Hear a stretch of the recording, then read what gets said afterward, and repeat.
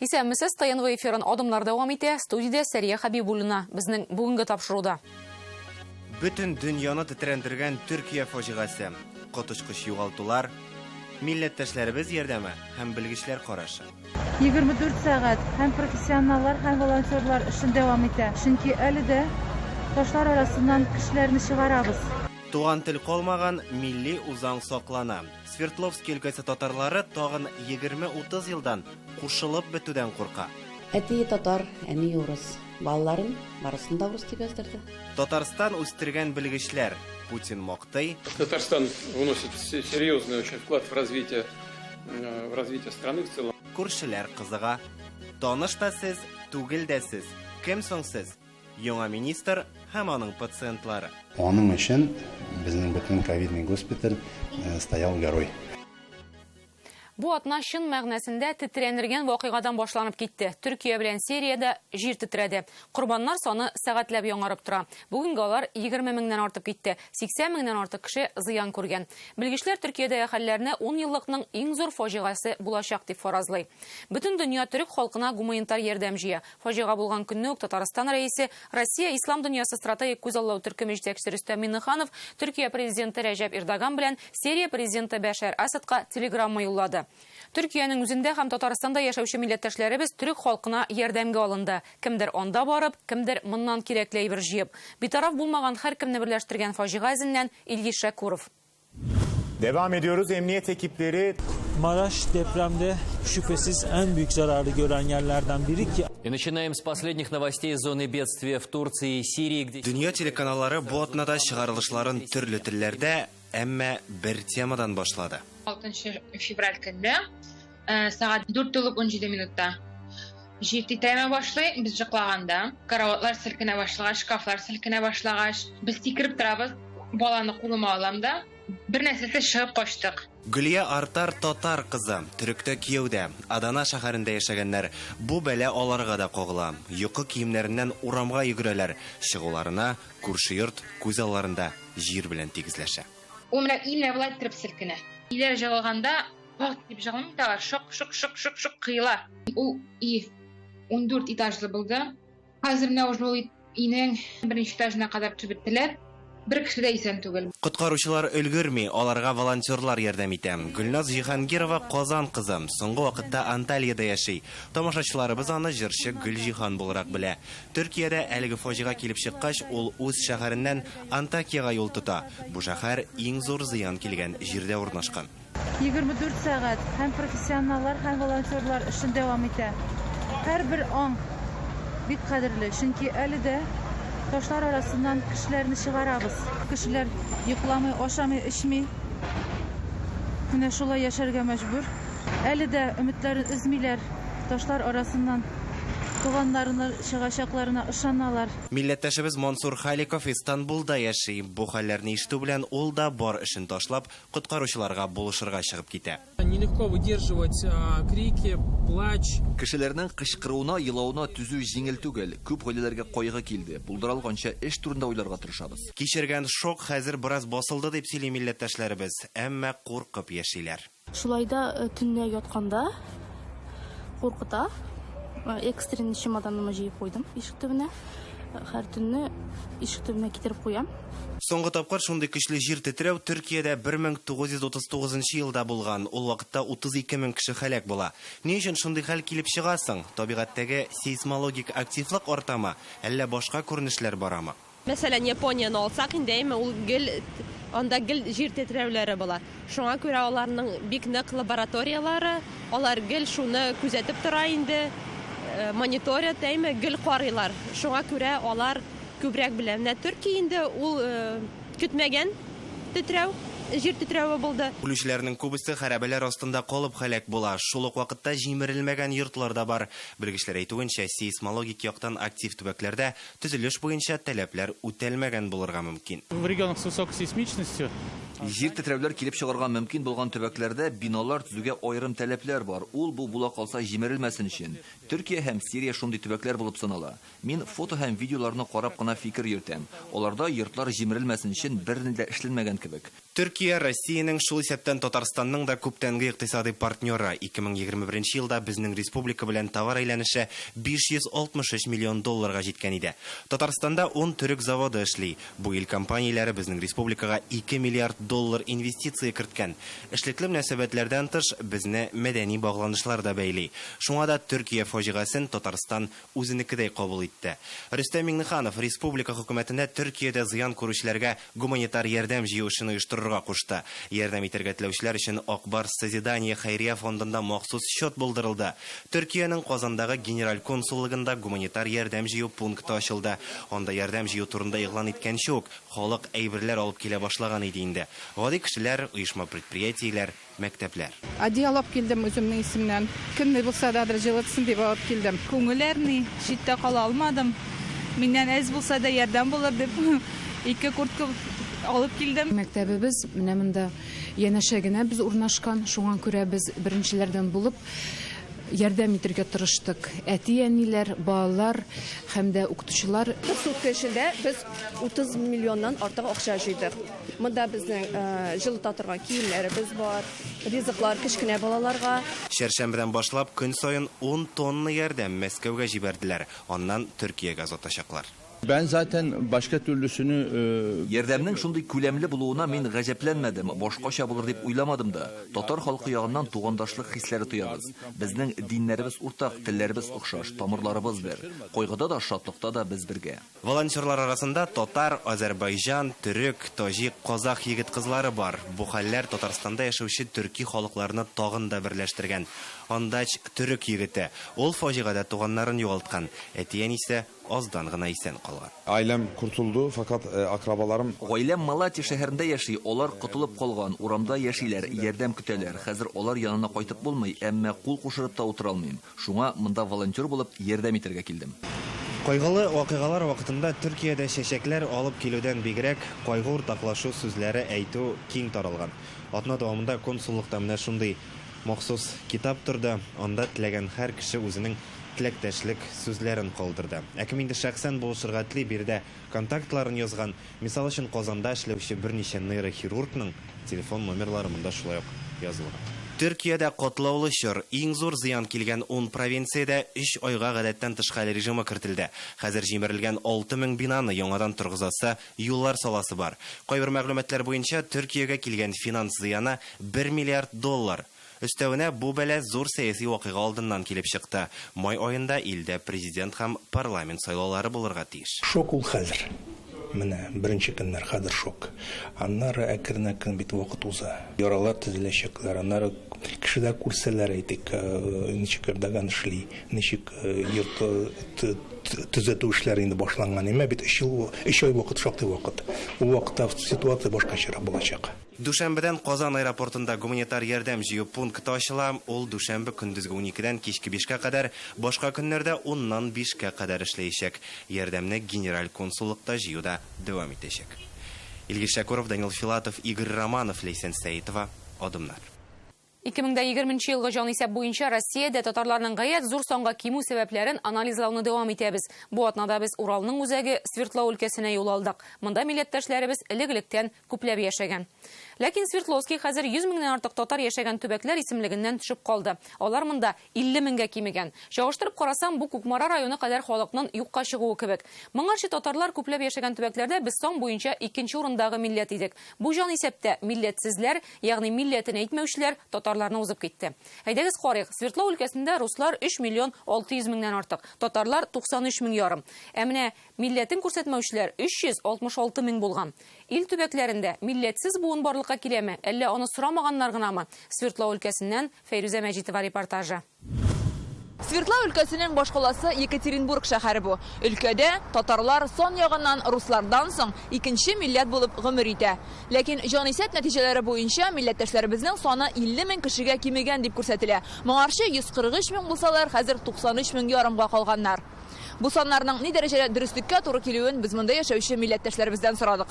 Екатеринбургта татарлар күп яши. Якын тирә шәһәрләр Югары Пышман, Березовск, Первоуральск, Ревда, Серов шәһәрләрендә дә алар шактый диләр. просто по общению бытовому, ежедневному, много где татарские фамилии встретишь. Көндәлек тормышта күп җирдә татар фамилияләре исемнәре очрый. Әйтик, нотариуска, юристка барсаң да, кибеткә керсәң дә татарлар. То есть чувствуется в повседневной жизни везде. Свердлов өлкәсендә 200 меңнән дә ким татар яшәми ди Артур хәзрәт. Ул Екатеринбургтагы милләт дип янучы актив татар яшьләренең берсе. Татар җанлы, ләкин туган телне камил белми, аңлый, тик сөйләшми. Свердловның татар яшьләре өчен бу гадәти күренеш. Алар туган телдә сөйләшми диярлек. 90% татар, которые проживают в городе, запишут как русский родной язык. Потому что знание языка как бы очень плохое. Телләрендә юк, йөрәкләрендә бар. Мондагы татарлар милли мөхитнең кирәклеген аңлый. Җомга саенки җыелып төрле чаралар уздыралар. Зур булмаса да үз биналары бар. Бу Екатеринбургтагы татар җанлы хәйрияче фатиры. Ул ярдәм итә, ләкин бу турыда кычкырып йөрми. Татарлыкны саклауга өлеш кертүче эшмәкәрләр төбәктә шактый. Булышалар һәм моны йөрәк кушу буенча эшлиләр. Татарларга тартылдым инде монда ничектер үзебезнең тел, үзебезнең гореф-гадәт булсын дип. Шуңа мия бик әһәмият важно иде инде татар концертларга, татар шундый оештырылган җирләргә йөрергә. Чөнки иптәшләр табырга кирәк иде, кызлар табырга кирәк иде яшь кешегә. Шуңа хәзердә мин уйлыйм инде шулай минем кебек авылдан килгән егетләр, кызлар монда килгәч кайдадыр үзләренә иптәш табырга тиеш. Безнең дә кызлар, егет үсә, безгә дә үзебезнең киленнәр, егетләр кирәк. Шуңа шуның өчен ярдәм итәбез инде булсын дип. Свердлов өлкәсе шәһәрләрендә татар теле туган тел буларак укытылмый. Гәрчә закон буенча әти-әниләрнең гаризасы булса укытылырга тиеш. Сорауны Урал халыклары йорты директорына бирдек. Я думаю, что препятствий таких нет. К сожалению, нехватка специалистов. Минем уйлавымча, монда комачауларлык әйбер юк. Иң зур проблема татар тел укытучылары булмау. Әгәр Татарстан булышса, оештырырга мөмкин. Иң мөһиме туган телне укырга балалар җыелсын. Урал халыклары йортында җанисәп нәтиҗәләрен анализлаганнар һәм ачыктан-ачык халык санын алуның дөрес уздырылмавын әйтәләр. Исәп алучы директорның үзенә дә килмәгән булып чыкты. Качество переписи населения оставляет желать лучшего. Свердловск өлкәсендә җанисәп тиешенчә уздырылмады. Татарларга килсәк, бездә татар гаиләләре нак, һәр гаиләдә 2-3 бала бар. Алар традицияләрне саклый. Екатеринбургта җанисәп барышын Гөлсинә апа үз контролендә тоткан. Аның карамагында 3 меңләп кеше була. Минем карамакта 6 переписчик булды. Шуларныкы 5-се татары. Үземнекеләрне җыйдым инде. Мин шушы шәһәрдә үткәрдем. Үзебезнең белгән районымда бер урамна бирделәр, Рощинская дип атала инде. Кеше безне белә. Без бик күп татарларны да язып, чөнки мин бөтен татарларны үзебезнең районда беләм. Фәрит Носратуллин исәп алучы милләт турында сорауны биреп тә тормады ди. Мин үземә туры килде әйтергә. Нигә милләт турында сорамыйсыз дип. Переписчик әйтә, хәзер ди. Планшеттан карады да, язды инде без нәрсә туган телебез, безнең татар, милләтебез татар дип шулай яздырдык. Фәрит Носратуллин интернетта җирле татарлар турында сәхифә алып бара. Язучыларыннан чыгып әйтә, аның торган җирендә татарлар күп, тик исәпкә алынмаганнар. Әйтик, җанисәп саннарына күз салсак, төбәктә татарлар гына түгел, башка милләтләр дә кискен кимегән. Әйтик, руслар 82 меңгә, мондый зур сан башка төбәкләрдә юк ахрысы. Башкортлар 14 меңгә, марилар 10 меңгә, удмуртлар 7 меңгә кимегән. Шул ук вакытта милләтен күрсәтмәүчеләр 134 меңгә артып 366 мең була. Өйгә килеп, язылыгыз дип килүче кеше булмады. Шуңа күрә салкын каралды дип әйтәсем килә. Переписчиклар тарафыннан оештыру җитеп бетмәде. Һәм хөкүмәтнең 33 миллиард сум акча түгүе бу эшкә шушындый йомшак итеп әйткәндә фальшивый нәтиҗәләр алу өчен миңа калса дөрес хәл түгел. Свердлов өлкәсендә 43 татар авылы бар. Алар асылда 4 районда урнашкан. Менә Әртә районының Әҗигыл авылы. Милләттәшләребез күпләп гомер иткән җирлек бу. Бүген 696 кеше яши. Ә киләчәге өметлеме икән? Яшьләр читкә китә, мәктәптә балалар саны елдан-ел кими. Бүген Әҗигыл мәктәбендә 65 бала укый. Татар теле атнага 3 сәгать укытыла. 10-11дә бөтенләй юк. Гомуми дәресләр рус телендә үтә, балалар татар телендә аралаша. Татарларда бар шундый сүз. Телне белгән белә иманын. Татар телне белсәң, Үз историяны, үз тарихын белерсен. Ибрахим татар теле буенча олимпиадларда катнашып призлы урыннар алучыларның берсе. Мәктәп директоры Ринат Вәлиев бөтен булмышы белән татар җанлы шәхес, милләтенең киләчәге өчен борчылып эшләүче. Үзе безнең өлкә буенча гына алганда да бик күп татар кызлары кияүгә чыга, рус халкына һәм башка милләтләргә. Егетләр дә алалар, башка милләт хатыннарын. Шуңа күрә ул гаиләдә инде татарлар үсмәй. Свердлов өлкәсендә башка милләтләр белән кушылу очраклары чыннан да күп. Бу милләт өчен зур зыян диләр. Хәтта авыл җирендә дә андый гаиләләр бар. Катнаш гаиләләр бар. Катнаш гаиләләре менә бездә многодетный семья бар. Менә әле генә кичәдә нәтиҗә әйтеп утырдык, сөйләшеп утырдык. Әти татар, әни урыс. Балаларын барысын да урыс дип яздырды. Күрше авылда җан исәбен Анжелика ала. Ул татарга кияүгә чыккан рус кызы. Үз балаларын татар дип яздырган. Я считаю, что национальность детей записывается по отцу. То есть, как вот по старинке принято в семьях, у нас такой вот семейный уклад. И я своих детей записала как татары. Свердлов өлкәсендә татарларның башка милләтләр белән кушылуы аеруча тиз бара. Соңгы бер айда без барган башка төбәкләр арасында бу күзгә ташланганы булды. Милләтне саклаучы төп 3 әйбер: тел, дин һәм мәдәният дисәк, берсе, әйтик, тел җуелу. Буыннарчыл борын үзе. Свердлов өлкәсеннән Фәйрүзә Мәҗитова, Алмаз Зиядинов, Адымнар. Атнаның гыйбрәтле хәлләре, сабаклары һәм тормышка юморлы караш кодак сәхифәсендә сүзне Данил Сафаровка тапшырыйк. Исәнмесез. Ашап утыручылар булса, экран каршысыннан китеп торыгыз әле. Әйе, менә сездә. Шушы көннәрдә Татарстанның цифрлаштыру министры бик үк цифрлы булмаган тәкъдим ясады. Кешегә азык өчен корт-бөҗәкләр үрчетү турында уйланырга чакыра ул. Имеш, итне алыштыра. Безгә ят ризык булса да, кайбер экзотик илләрдә иртән май батон урынына 1-2 шикерткә кабып эшкә китәләр бит.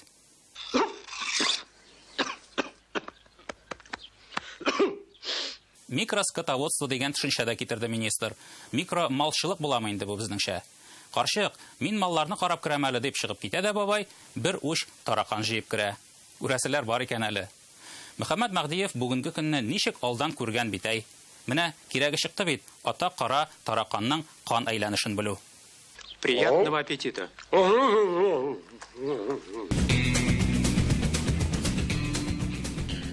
Бу атнада Казан трамвай һәм троллейбусларында билетсыз йөргән куяннарга контролерлар кишер өләште. Кишер юылган һәм чистартылган булган. Ни гаҗәп, кайбер пассажирлар аны кулга алуга ук ашый башлый. Әле бу бер хәл. Новокузнецкида көз көне шәһәр мэры әмере буенча куяннар өчен менә шушындый катафалк китереп куйганнар иде. Ә бездә менә кишер ашаталар.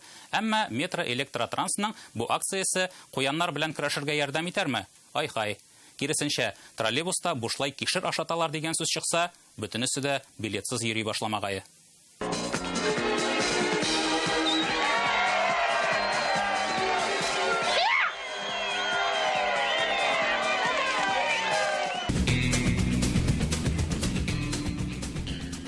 Кышның соңгы айы калып бара.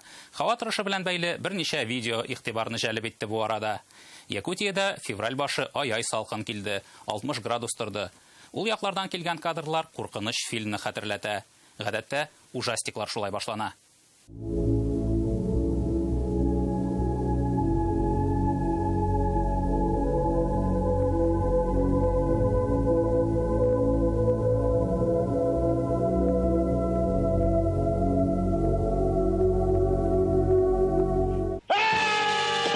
Күрше Чувашиядә һава торышы яңа спорт төре булдырган мотоцикл белән суда йөзү. Байкерларга берни булмаган, ә мотоциклларга зыян килгән. Без мондый мажарага хәтта Матай белән клубка чыкканда да очрамый идек. Алла сакласын.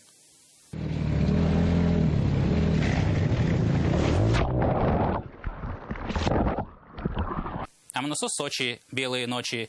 Тау-шоу майданына үгез йөгереп чыккан. Мөгезле дус, егетләр, яз җитте түгелме соң? Ә кайда монда ширәм дип сорыйсыман. Шаңгычылар бик курыкты. Аның каравы, шаңгыда тизрәк йөрергә ирәнделәр. Красиво плывут. Кто? Вон та группа в полосатых купальниках.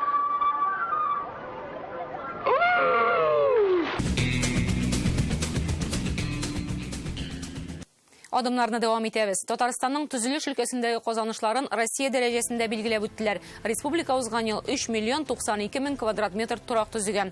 Стратегик тәкъдимнәр агентлыгы утырышында Владимир Путин мондый күрсәткеч Совет чорында да юк иде дип белдерде. Һәм Татарстанның федераль үзәкне даими рәвештә әзерлекле кадрлар белән тәэмин итеп торуын ассызыклады. Хочу вас поблагодарить за это, за кадровую работу, за поставку кадров на федеральный уровень, которые решают общенациональные задачи, важнейшие общенациональные задачи вот таким образом. Мы сегодня уже говорили о необходимости работы с кадрами. Вот в этом смысле Татарстан показывает очень хороший пример. Әйдәгез үзебезнекеләрне барлык. Россия премьер-министры урынбасары Марат Хоснуллин, илнең төзелеш министры Эрик Файзуллин да Казанныкы, Валерий Леонов хәзер Файзуллинның урынбасары вазифасында. Казаннан Мәскәүгә китүчеләрдән Дамир Фаттахов бар, Татарстанның элекеге сәнәгать министры Альберт Кәримов, Россиянең шулык министрлыгында урынбасар, Азат Кадыйров, Россия спорт министрының беренче урынбасары, Айрат Гатиятов, фән һәм югары белем бирү министры урынбасары.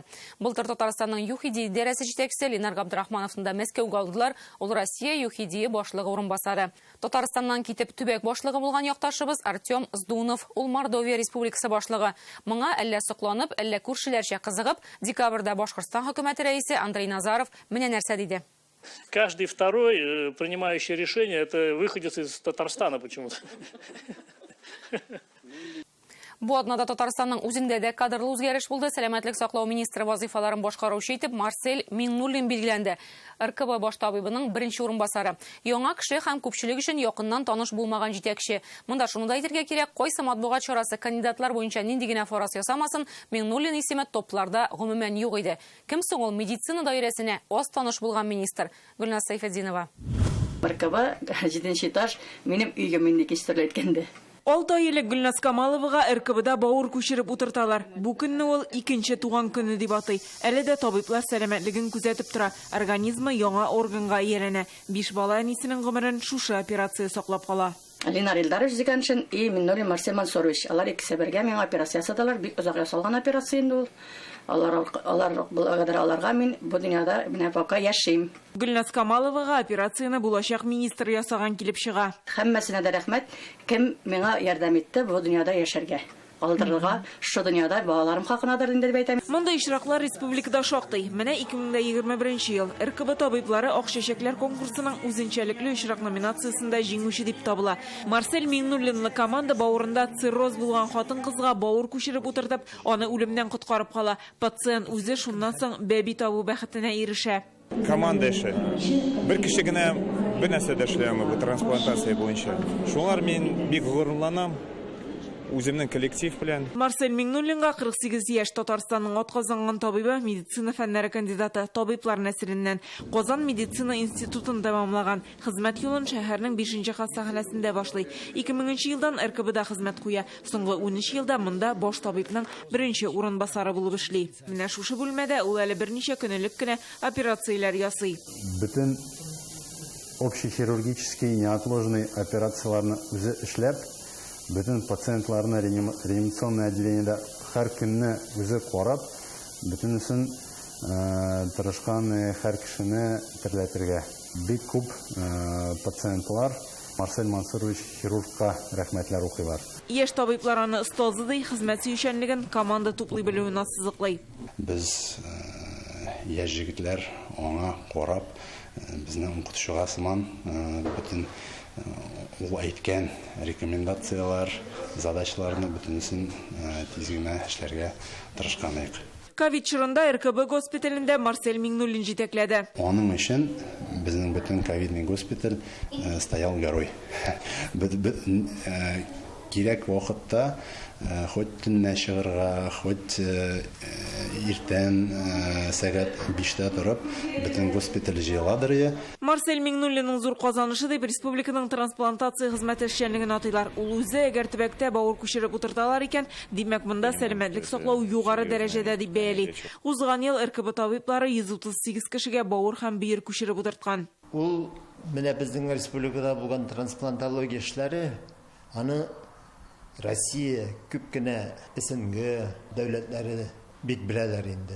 Деловые качества, это энергетика его, Аның эшлекле сыйфатлары энергетикасы югары, куып тотуы авыр, йөгерешче булса чемпион булыр иде. Шулай чагыштырып әйтәләм. Аның трансплантология буенча төбәкара үзәк булдыру идеясе бар иде. Ул бу эшне алга таба да алып барыр дип уйлыйм. Бу атнада Марсель Миңнуллин яңа вазифада беренче тапкыр җәмәгатьчелеккә чыкты һәм ДРКБның медсовет утырышында катнашты. Узган ел монда табиблар беренче тапкыр баланың сөяк җилеген күчереп утырткан. Киләчәктә ДРКБ бу юнәлеш буенча төбәк-ара үзәккә әверелергә мөмкин. Бу яңа министр тәкъдиме. На мой взгляд, можно получить статус межрегионального центра. Балаларга сөяк җилеген күчереп утырту юнәлешендә тырышып эшләсәк, төбәк-ара үзәк була алабыз. Чөнки якын тирәдәге республикаларда мондый операцияны ясамыйлар әле. Моннан тыш ДРКБда сабыйларга туганнарыннан алып бир күчереп утырта башларга җыйналар. Хәзер Татарстанда 4 сабый шундый операцияны көтә. Бу юнәлештән кала Миңнуллин сырхауханәләрдә чиратлар булдырмау эшенә ныклап алыну кирәклегенә басым ясады. Гүлназ Сайфетдинова, Гүлнара Миңнеханова, Гүлназ Мирхалилова, Игорь Романов, Александр Лихачев. Адымнар. Без бу атнада чын күңелебездән якташыбыз, милләттәшебез Ирек Мөхәммәтдинов өчен сөендек. 33 яшьлек галим Россия президентының фән өлкәсендәге 5 миллион сумлык премиясына лаек булды. Ул авыр нефть чыгару өчен яңа катализатор уйлап тапкан. Милләтебезнең атаклы химиклары бар. 20нче гасырда Гыйлем Камай, Захидулла Сүнәев, Ринат Сәгъдиев, Наил Әхмәтовлар исемен атарга була. Алар өчен дәвам итәчәк яшь галим Ирек Мөхәммәтдинов белән Илдар Сафиуллин аралашты. Менә миңа Владимир Путин менә шундый серле сандыкны бүләк итте. Мин сезгә шуны ачып бирәм. Беренче без күрәбез аны шулай бит. Әйе. Тыйнак галим Ирек Мөхәммәтдинов фәндәге чираттагы ачыш ясаган кебек затлы сандыкны ача. Аның içinde Владимир Путин тапшырган бүләк. Монда минем диплом бар, монда минем удостоверение, менә шундый таныклык буймы? Таныклык. Әйе, менә шундый значок бирделәр миңа. Кремльдәге тантана монда фән көне уңайыннан океанолог, химик техникларны бүләкләделәр. Рассчитываю, что и вы, ваши сверстники, все поколения молодых российских ученых будете действовать смело, дерзновенно, где-то, может быть, дерзко и решительно. Ориентироваться на самые амбициозные цели, искать свои нестандартные решения. Ирек Мөхәммәтдинов ул сәфәрдән 5 миллион сум премия белән кайта. Ул менә шушы сыйкчаны уйлап тапкан өчен бирелгән. Фәнни телдә ул катализатор дип атала. Аны ясау өчен 4 ел лабораториядә эшләргә туры килгән. Махсус катализаторлар, акватермолиз дигән технология белән югары ябышкан нефтьне чыгарабыз. 14 елдан шу лаборатория шартларында ясап, катализатор ясап, шулай 18 елга җиргә төште инде. Ирек Ярчалыда туып үскән, әнисе рус теле укытучысы, әтисе КАМАЗ заводында эшли. Мөхәммәтдиновлар нәселендә Ирек беренче химик, ә менә хатыны Резида шулай ук химия фәне белгече. Ул да КФУ лабораториясендә эшли. Алар мәктәптән үк бергә. Ирек бик күп вакытын эшенә багышлый. Өйгә кайткач та аның бик еш кына төнгә хәтле компьютер артында эшен эшләп торган вакытлары бар. Үзле нефть чыгару өчен мондый катализатор уйлап табучы булмаган, дөрес аны өйрәнеп караганнар, тик лабораториялардан чыкмаган. Ә Ирек Мөхәммәтдинов фәнни хезмәттәшләре белән нефть чыгару үзәкләренә барып, аны табигый шартларда сынап караган. Беренче объект итеп Татнефтьне сайлаганнар. Әлеге компаниядә бу катализаторга зур өмет баглыйлар. Без бу технологияны Казан федераль университеты галимнәре белән хәзер тагын яңадан бөтенчә карап, бөтен яктан карап, тагын үзгәртеп, аны безнең плосколектор шартларына китереп, киләсе елга яңа проект ачабыз. Парлы скважиналар өчен файда китерергә тиеш. Менә бу кара төстәге нефть үрнәген җир астыннан гадәти ысул белән чыгаралар. Ә инде менә бу кулдагысы үзле, ягъни җир астыннан катлаулы ысул белән чыгара торган нефть. Нәкъ менә шуны җир астыннан чыгару өчен безнең яшь галимыбыз уйлап тапкан катализатор кирәк тә инде.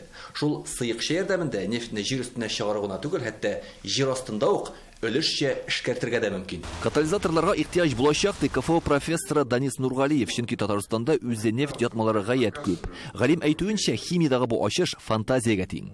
Катализатор кулланганнан соң ул нефть җиңел ул.